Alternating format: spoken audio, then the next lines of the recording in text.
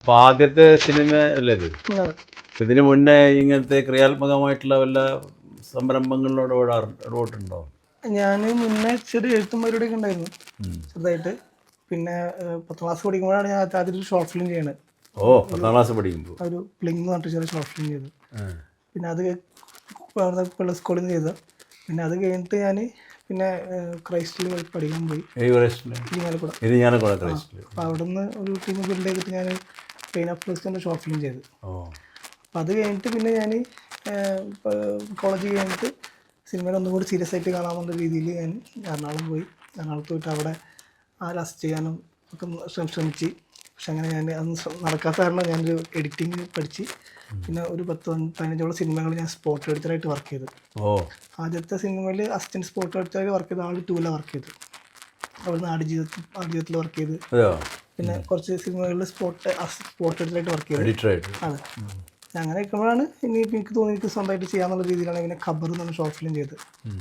ഖബർ short film ചെയ്ത് കഴിഞ്ഞതിന് ശേഷം പിന്നെ വെബ് സീരീസ് ചെയ്തു, ട്യൂഷൻ വരുന്നുണ്ട്. ഇതൊക്കെ ഞാൻ സിനിമ ഇത് കണ്ട് ആരെങ്കിലും വിളിക്കണം, സിനിമ ഇത് കണ്ട് ആരെങ്കിലും നമ്മളെ വിളിക്കും, ഇത് നമുക്ക് അങ്ങനെയാണ് ഇതൊക്കെ. ഈ സിനിമ ചെയ്യാനുള്ളൊരു പ്രേരണ എന്തായിരുന്നു? വിഷയം എവിടെ നിന്ന് കിട്ടി? വിഷയം എന്ന് പറഞ്ഞാൽ ഈ സിനിമയുടെ വിഷയം ഞാൻ അത് വെച്ചാൽ ഞാൻ ഇതിന് 3-4 മുന്നേ സ്ക്രിപ്റ്റ് മുന്നേ എഴുതിയിട്ടുണ്ടായിരുന്നു. ഈ സ്ക്രിപ്റ്റ് വെച്ചിട്ടാണ് ഞാൻ ശ്രമങ്ങൾ നടത്തിക്കൊണ്ടിരിക്കുന്നത് ചെയ്യാൻ വേണ്ടിയിട്ട്. ഇതൊന്നും ഫലം കാണുന്നില്ല. അപ്പം ഞാൻ വിചാരിച്ചെന്ന എറണാകുളത്ത് നിൽക്കില്ല, നമ്മുടെ നാട്ടിൽ വന്നിട്ട് ഒരു സിനിമ ചെയ്യാം, ചെറിയ നമുക്ക് നമ്മുടെ ഫ്രണ്ട്സ് സർക്കിളായിട്ട് സിനിമ ചെയ്യാമെന്ന് അങ്ങനെ തീരുമാനം ഉണ്ടായത്. അങ്ങനെ ഒരു സ്ക്രിപ്റ്റ് അന്വേഷിക്കുമ്പോഴാണ് ആദ്യം ടൈറ്റിൽ ഫെമിനിറ്റി ഫാത്തിമ. അത് 2 പോസിറ്റീവുള്ള ഒരു വാക്കുകളാണ്. അത് ചേർന്നുണ്ടായിരുന്ന പൊളിറ്റിക്സും പരിപാടിയൊക്കെ ഉണ്ട്. അപ്പം അങ്ങനെ ആ ഒരു വാക്ക് കിട്ടി. അപ്പം അതിന് ശേഷം ഞാൻ അതിനുള്ളൊരു തിരക്കഥ ഞാൻ എഴുതി ഓൾറെഡി, സ്വന്തം എഴുതി. അത് വെച്ചിട്ട് തിരക്കഥ എഴുതി. അപ്പം അങ്ങനെ തിരക്കഥ എഴുതിക്കുന്ന സമയത്താണ് ആ തിരക്കഥയിലുണ്ടായിരുന്നത് സ്ത്രീകൾ സോഷ്യൽ മീഡിയ എത്രത്തോളം കണക്ട് ചെയ്യുന്നത്, എത്രത്തോളം സോഷ്യൽ മീഡിയ സ്ത്രീകളെ വളരാൻ ഉപയോഗപ്പെടുത്തുന്നുണ്ടെന്നുള്ളതാണ് അതിലുണ്ടായിരുന്നത്. പ്രത്യേകിച്ച് മുസ്ലിം സ്ത്രീകൾ എത്രത്തോളം ഉണ്ടായിരുന്നല്ലേ. അപ്പോൾ അങ്ങനെയാണ്. അപ്പോൾ അങ്ങനെ നിൽക്കുന്ന സമയത്താണ് ഞാൻ എൻ്റെ പെങ്ങളെ വീട്ടിൽ വെച്ച് നിൽക്കാൻ പോകും. നിൽക്കുന്ന സമയത്ത് രാവിലെ ഞാൻ എണീക്കുന്നത് തന്നെ എൻ്റെ പെങ്ങളെ കുട്ടി ബെഡിൽ മൂത്രമൊഴിച്ച് ആ സമയത്ത് കുട്ടീനെ ഇങ്ങനെ ചീത്ത പറയേ. ഞാൻ പാതി ഉറക്കത്തിൽ ആ ചീത്ത ഇങ്ങനെ കേൾക്കുന്നുണ്ട്. അപ്പോൾ ആ സമയത്ത് 2 വാക്കുകൾ എനിക്ക് സ്ട്രൈക്കായി താത്ത പറഞ്ഞ്. അതായത് മൂത്രം തട്ടിക്കാണ്ട് കൊണ്ടിരിക്കുന്ന ബെഡായിരുന്നു, പിന്നെ അതിൻ്റെ മണം പോകില്ലാന്ന്. അപ്പോൾ അതിങ്ങനെ മനസ്സിലിങ്ങനെ കിടന്ന്. പിന്നെ ഞാൻ എണീറ്റ് മുമ്പാരത്ത് ഇങ്ങനെ പോകുന്ന സമയത്ത് ഞാൻ കാണുന്ന വിഷയം പറഞ്ഞാൽ താത്ത ഈ ബെഡും തൂക്കിയിട്ട് വെയിലത്ത് കൊണ്ടുപോയിട്ട് കസേരയൊക്കെ വെച്ച്. അപ്പം എനിക്കത് കണ്ടപ്പോൾ എന്തോ ഒരു വിഷമവും. പിന്നെ ആ വാക്കുകളിലും ഉണ്ട്, മൂത്രം തട്ടിക്കാണ്ട് കൊണ്ടിരിക്കുന്ന ബെഡായിരുന്നു, ഇനി എൻ്റെ മണം പോകില്ല, അത്രത്തോളം ആ ബെഡിനെ നോക്കുന്നത്. അപ്പം അങ്ങനെ ഒരു സാധനം കണ്ടിട്ടായപ്പോൾ ഞാൻ ആ ബെഡ് കോൺസെൻട്രേറ്റ് ചെയ്തിട്ട് എലമെൻറ്റ് പടത്തിലോട്ട് കയറി. ഞാൻ അവിടെ മൊത്തം തിരക്കഥ വീണ്ടും മാറ്റി എഴുതി അങ്ങനെ ഫാത്തിമയിലോട്ട് എത്തിച്ചു. അപ്പോൾ ഇത് സാമൂഹിക പ്രശ്നങ്ങളും സാമൂഹിക പ്രതിബദ്ധതയുള്ള വിഷയങ്ങളാണല്ലോ അല്ലേ? ഒരു സ്ത്രീയുടെ സ്വാതന്ത്ര്യം, സ്ത്രീയുടെ ഇച്ഛാശക്തിയല്ലേ? അപ്പോൾ തുടർന്ന് ഇപ്പോൾ ഫാസിലിനി സിനിമയിൽ ധാരാളം ചെയ്യുമല്ലോ സിനിമകളൊക്കെ സ്വന്തമായിട്ടും അല്ലെങ്കിൽ മറ്റുള്ളവർ ഓഫർ ചെയ്യുമ്പോഴൊക്കെ. അപ്പോൾ ഈ സമൂഹത്തിനോടനുബന്ധപ്പെട്ട വിഷയങ്ങളല്ലേ കൂടുതൽ താല്പര്യം? അങ്ങനെയൊക്കെ തന്നെയാണ്. പക്ഷെ എന്നാൽ പോലും ഇതിൽ മറുവശം ഉണ്ടല്ലോ, കൊമേഴ്ഷ്യൽ സിനിമ. അപ്പോൾ ഇത് ഇവിടെ നിലനിന്ന് പോകണമെന്നുണ്ടെങ്കിൽ ഫിനാൻഷ്യലി കിട്ടണമെന്നുണ്ടെങ്കിൽ കൊമേഴ്ഷ്യൽ സിനിമകൾ ചെയ്യണം എന്നുള്ളതാണ് എനിക്ക് തോന്നുന്നത് കേട്ടോ. അപ്പോൾ ഈ ഒരു ഇതിൽ മാത്രം സംവിധാനം എന്ന് പറയുമ്പോൾ അത് പൂർണ്ണമായ അർത്ഥത്തിൽ ഒരു സർഗാത്മക പ്രക്രിയയാണ്. എല്ലാ കഴിവുകളുടെയും സമന്വയമാണ് സംവിധാനം. അപ്പോൾ ആ സിനിമയുടെ എല്ലാ ഭാഗങ്ങളെക്കുറിച്ചും അഗാധമായ അറിവില്ലെങ്കിൽ അറിവ് വേണം, ധാരാളം അറിവ് വേണം. അപ്പോൾ ഫാസിലിപ്പോൾ ഈ സിനിമ ചെയ്തപ്പോൾ പറഞ്ഞാൽ എഡിറ്റിംഗ് പഠിച്ചു, പിന്നെ അതൊക്കെ പഠിച്ചു എന്നല്ലോ. അപ്പോൾ അതൊക്കെ വളരെ വലിയതായിട്ട് സഹായകരമായിട്ടുണ്ട് അല്ലേ? തീർച്ചയായിട്ടും. ഞാൻ എഡിറ്റിംഗ് ഞാനായിരുന്നു, സ്ക്രിപ്റ്റ് റൈറ്റർ ഞാൻ തന്നെയായിരുന്നു. പിന്നെ നമ്മൾ ക്രൂലാകെ 5 പേര് സ്ക്രിപ്റ്റ് എഴുതിയതും 5 പേരെ നമ്മൾ ക്രൂലുണ്ടായിരുന്നുള്ളൂ. അപ്പോൾ ഞങ്ങൾ ഈ 5 ആൾക്കാരും എല്ലാ ഡിപ്പാർട്ട്മെൻറ്റിലും നോക്കുന്നുണ്ട്. കോസ്റ്റ്യൂം, അത് അങ്ങനെ ചെറിയ സെറ്റപ്പ് വേണം. അപ്പോൾ ഇപ്പോൾ ഞാൻ കുറച്ച് പടങ്ങളിൽ വർക്ക് ചെയ്തുകൊണ്ട് തന്നെ എനിക്ക് ആ ഒരു എക്സ്പീരിയൻസ് എനിക്ക് വന്നിട്ടുണ്ട്. അപ്പോൾ അതൊക്കെ ഇതിനെ യൂസ് ചെയ്ത് പിന്നെ ഞാൻ ഈ ട്യൂഷൻ കൂടി വെബ് സീരീസ് ചെയ്യുന്നുണ്ടല്ലോ. അപ്പോൾ അതിങ്ങനെ സ്ഥിരമായിട്ട് ഇങ്ങനെ ഷൂട്ട് ചെയ്തുകൊണ്ടിരിക്കുക ഇടവേളകളിൽ.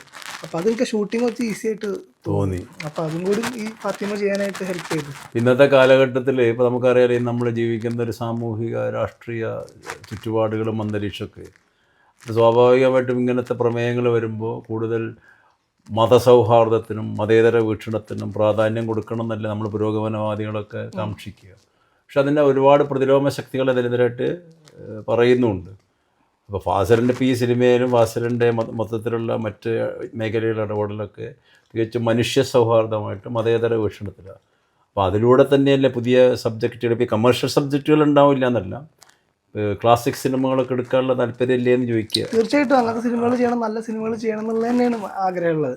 പക്ഷെ നമ്മൾ ആ ഒരു ഭാഗം കൂടി നോക്കണം. അപ്പൊ ഫാത്തിമ ഇപ്പൊ തിയേറ്ററിൽ ഇറങ്ങിയ സമയത്ത് എങ്ങനെയാണ് വർക്ക്, ഇവിടെ തിയേറ്ററിലെ പടം കാണാൻ ആളുകൾ ഉണ്ടായിരുന്നില്ല. അപ്പൊ ഞാനിനി അതുപോലത്തെ ഒരു സിനിമ നാളെ ചെയ്യാൻ ഞാൻ മടിക്കും, ഫാത്തിമ പോലെ സിനിമ. അതാണ് ഞാൻ പറഞ്ഞ ആ ഒരു പോയിന്റ്. കമേഴ്ഷ്യൽ ഫീൽഡ് ആണല്ലോ. അപ്പോൾ സ്റ്റാറുകളൊക്കെ വന്ന് അങ്ങനെ ഒരു രീതിയിൽ നമ്മൾക്ക് അതിന്റെ വൈഡ് ഇപ്പോൾ ആളുകൾ തിയേറ്ററിലോട്ട് എത്തുന്നതിന് പല കാരണങ്ങളുണ്ട്. അവർക്ക് തിയേറ്റർ എക്സ്പീരിയൻസ് കൊടുക്കണം, അത് കൊടുക്കണം. അപ്പം അത്തരത്തിലുള്ള എക്സ്പീരിയൻസുള്ള പടങ്ങൾ ചെയ്യണം എന്ന് ആഗ്രഹമുണ്ട് എനിക്ക്. അപ്പോൾ ഫാത്തിമ ഡെഫിനറ്റ്ലി ഇപ്പോൾ ഈ സമയത്ത് തിയേറ്ററിൽ വർക്ക് ആയിരുന്നുണ്ടെങ്കിൽ എനിക്ക് ഉറപ്പായിട്ടും ഞാൻ ഇത്ര സിനിമകൾ ഇനി ചെയ്യാനുള്ള പ്രചോദനം എനിക്ക് ഉണ്ടായിരുന്നു.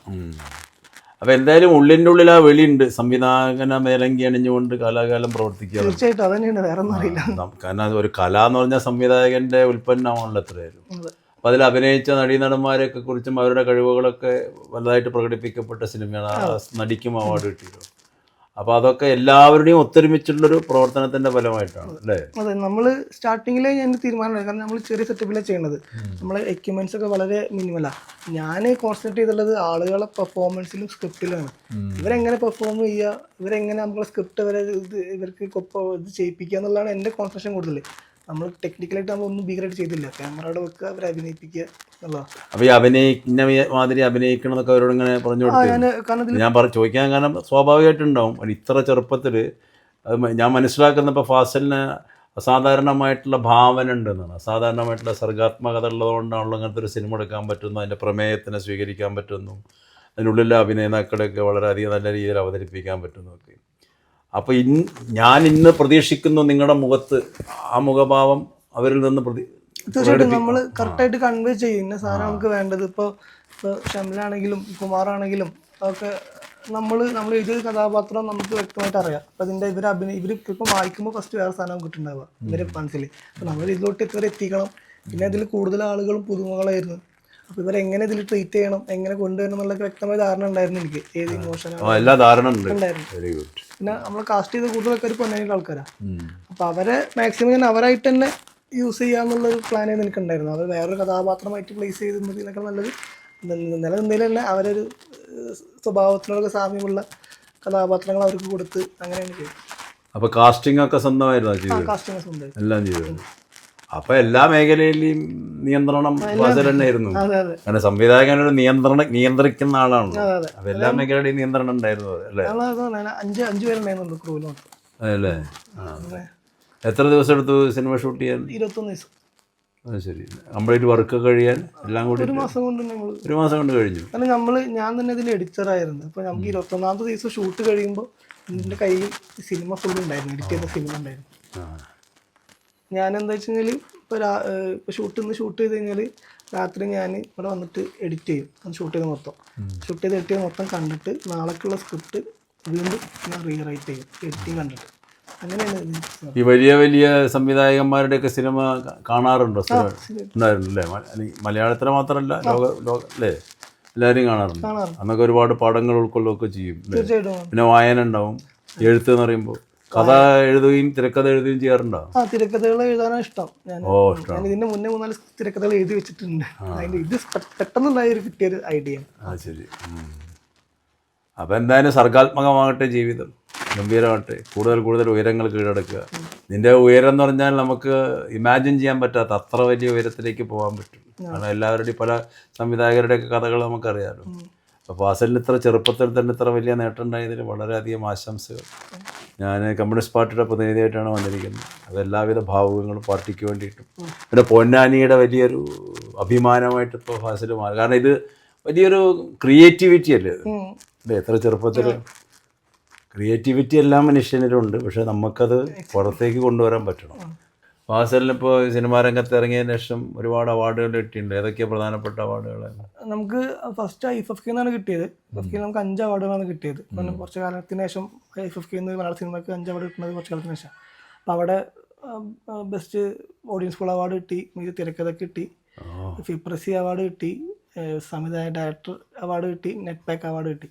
അത് കഴിഞ്ഞിട്ട് പിന്നെ 2024 അനൗൺസ് ചെയ്ത മിക്ക അവാർഡുകളിലും ഫാത്തിമയുടെ പേരുണ്ടായിട്ടുണ്ട്. അത് ശരി. ഇപ്പോൾ ക്രിട്ടിക്സ് അവാർഡിൽ ബെസ്റ്റ് പടം നമുക്കായിരുന്നു, ബെസ്റ്റ് സെക്കൻഡ് ആക്ട്രസ് നമ്മളായിരുന്നു. പിന്നെ പത്മരാജൻ സാറിൻ്റെ പേരിലുള്ള അവാർഡ് തിരക്കഥക്കും സംവിധാന അവാർഡ് എനിക്കായിരുന്നു.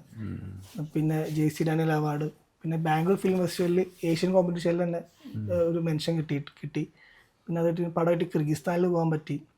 പിന്നെ ഫിപ്രസി ഇന്ത്യയിലെ ഇന്ത്യയിലെ മികച്ച രണ്ടാമത്തെ സിനിമയായിട്ട് ഫാത്തിമയാണ് സെലക്ട് ചെയ്തിട്ടുണ്ടായിരുന്നു.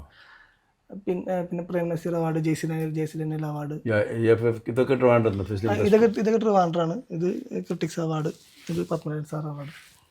പത്മരാജൻ സാർ അവാർഡ് എന്ന് പറഞ്ഞാൽ തന്നെ ഗംഭീരല്ലേ. ഞാൻ ആദ്യമായിട്ട് എഡിറ്റിങ് പഠിക്കാൻ ഞാൻ ആദ്യം എഡിറ്റ് ചെയ്തത് സാറിൻ്റെ ഒരു പടത്തിൻ്റെ ക്ലിപ്പുകൾ വെച്ചിട്ടാണ്. അപ്പം അങ്ങനെ ഞാൻ സിനിമയിലോട്ട് ഇറങ്ങണേ. അപ്പം എനിക്കത് അവിടെ പോയി നിന്നപ്പോൾ ഭയങ്കര ഒരു ഇമോഷണലി ഒരു ഇത് വന്ന് ആദ്യമായിട്ട് ആ സമയത്തൊക്കെ ഓർമ്മ വരുന്നത് അത്. അപ്പോൾ കൂടുതൽ അവാർഡുകൾ മേടിക്കുക എന്നുള്ളതിനേക്കാൾ ഉപരി നമ്മുടെ കഴിവുകൾ ലോകം കാണട്ടെ, അതിനുള്ള പൊട്ടൻഷ്യൽ ഉണ്ട് ഫാസിൽ, അത് കാണിക്കുക. Okay, so all the best. Thank you.